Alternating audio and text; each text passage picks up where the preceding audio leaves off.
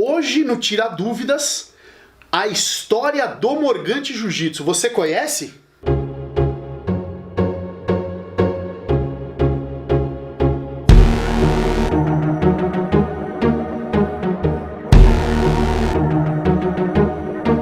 Olá pessoal, tudo bem? Eu sou o Shidoshi Ricardo Morgante e hoje no nosso Tira Dúvidas eu vou falar para vocês um pouquinho sobre a história do Morgante Jiu-Jitsu. É claro que o objetivo desse vídeo não é fazer um tratado sobre a história do Morgante Jiu-Jitsu, até porque nós já temos um livro que trata sobre isso, né? Que é o livro que se chama Morgante Jiu-Jitsu. Mas o objetivo aqui é contar rapidamente um pouco da história para que você que está iniciando ou que não conhece a história do Morgante Jiu-Jitsu saiba o que é e como se sucedeu aquilo que você treina até hoje.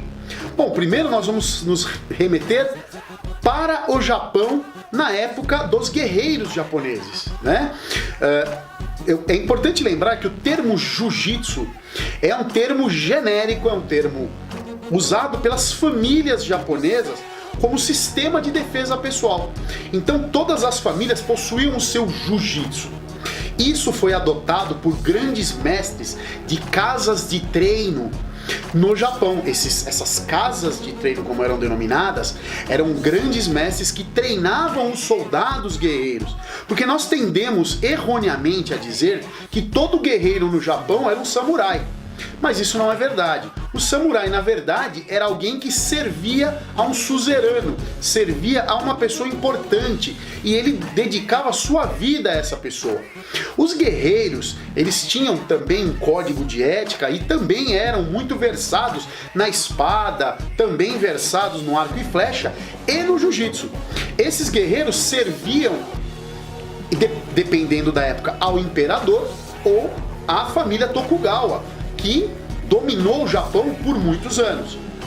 Então, o termo guerreiro quer dizer tanto os guerreiros quanto os samurais. E o jiu-jitsu era uma prática para todas essas pessoas. É claro que cada parte do Japão possuía uma família que tinha uma especialização maior no jiu-jitsu. Algumas nas técnicas de traumatizante, outras nas técnicas desequilibrante, outras nas técnicas de chão com um pouco a mais. E algumas que faziam as três com toda a qualidade nas três fases.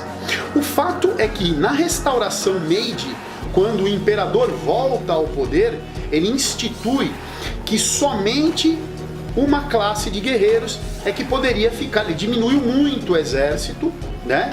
Para não ser, de novo, para que os militares não tomassem o poder novamente. E aqueles guerreiros que ensinavam passaram a ensinar de uma forma diferente. Eles não passaram mais a ensinar para a morte.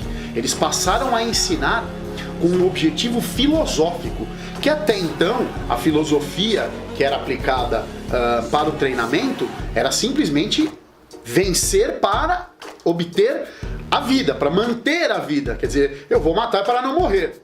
Com essa alteração, inclui-se em todo um sistema de filosofia para que todo mundo possa fazer sentido na hora de lutar. O nome disso, o termo que se usa para isso, que é a arte marcial de lazer. Lazer, subentende-se que seria o lazer não lutar até a morte. Com isso, muitos mestres, alguns infelizmente viraram mendigos, outros viraram artesãos e mudaram de vida, e muitos abriram seus dojos com esse objetivo de treinar as pessoas para que elas tivessem um sentido. Foi nessa época que nasceu a arte marcial que nós conhecemos hoje. E aí nós tivemos uma pessoa muito importante, que foi o Jigoro Kano, que criou o jiu-jitsu esportivo, a mando do governo japonês. O Jigoro Kano criou o judô. É claro que a criação do judô, ela se deve ao Jigoro Kano ter treinado com algumas famílias de jiu-jitsu. E isso, claro, que não agradou a alguns mestres, que mantiveram-se firmes no treinamento daquilo que eles acreditavam ser o certo. Então, óbvio que no judô a predominância do jiu-jitsu era do desequilibrante. Então, Nasceu-se então o esporte judô e continuou-se a arte marcial do jiu-jitsu. Muitos desses mestres continuaram treinando judô e jiu-jitsu, usando a filosofia do jiu-jitsu e o esporte judô. E nesta época, que foi a ebulição das artes marciais, as pessoas que já eram mestres e senseis foram enviados para os países, para a promoção do Japão. Afinal de contas, o Japão precisava de respaldo como país para fazer tratados e tudo. E a arte marcial era uma forma de vender o esporte nacional do Japão. Com isso, nós tivemos o primeiro navio que veio para o Brasil, Kasato Maru, que trouxe imigrantes japoneses para o Brasil. Com isso, nós tivemos também famílias que vieram enviadas para promover a arte marcial. Uma dessas famílias foi a família Ono, que veio para o Brasil para difundir o jiu-jitsu, o judô e também os ovos, né, de galinha, vender ovos, produzir e vender ovos. Bem, meu pai treinou com os irmãos Ono e daí eu aprendi com o meu pai. Agora vale ressaltar que meu pai, pelas condições financeiras que nós tínhamos, meu pai trabalhava e ele não dava aula. Eu fui o único aluno do meu pai. Com isso, meu pai me treinou e eu continuei esta linhagem que proveio do Japão. Então o Morgante Jiu-Jitsu nasceu em 1992, no dia 2 de abril, na fundação da Academia Oxigin. Foi quando nós fundamos a Academia Oxigin, na garagem da minha casa, que nós pegamos toda aquela tecnologia que eu aprendi com o meu pai, né, mais a fundação da academia, que nós instituímos o ensino do jiu-jitsu no Brasil. E por que se chama Morgante Jiu-Jitsu? Porque Morgante é o sobrenome da minha família. Por isso que é o jiu-jitsu dos Morgante. Então hoje o jiu-jitsu que você pratica nada mais é do que uma modalidade que possui uma origem japonesa, que veio da época dos guerreiros japoneses, inclusive dos samurais.